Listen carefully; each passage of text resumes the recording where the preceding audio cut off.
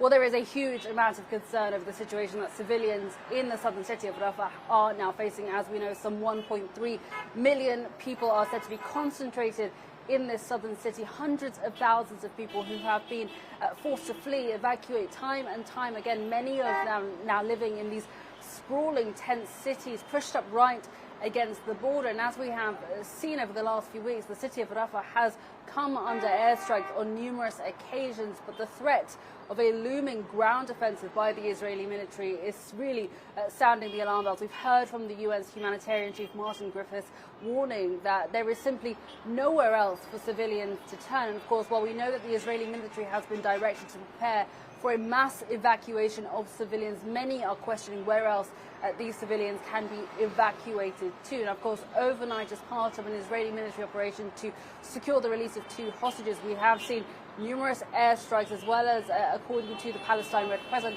Israeli helicopters using machine guns around the border area. So far, the Palestinian Health Ministry in Gaza has said that at least 94 people were killed, but the Palestinian Red Crescent believes that there will be many more added to that death toll, because there are many believed to be still buried beneath the rubble in Rafah. According to local municipality officials, at least a dozen residential buildings were struck and destroyed, as well as 2 mosques in Rafah. And you can imagine the situation that civilians are facing there. They have been receiving limited humanitarian aid, many of them living in these temporary tents. And of course, this is an area that is vital to allowing aid to cross in via the Rafah border crossing from Egypt to get to those most in need in Gaza. So there is a huge amount of concern over what a ground operation will mean, not only for civilians there, but also, of course, for the humanitarian response effort. We have been hearing widespread criticism, not only from regional leaders, including here in Egypt, but also, of course, from the Biden administration, the White House saying that it will not be able to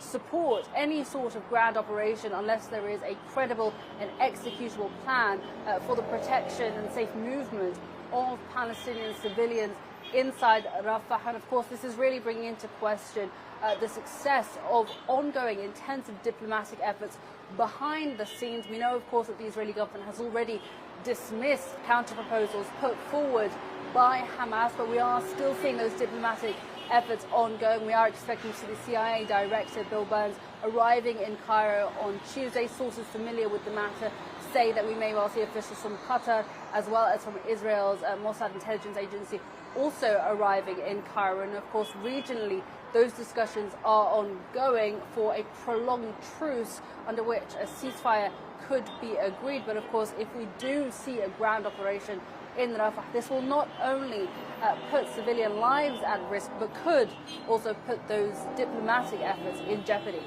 Ahmed Bashir in Cairo.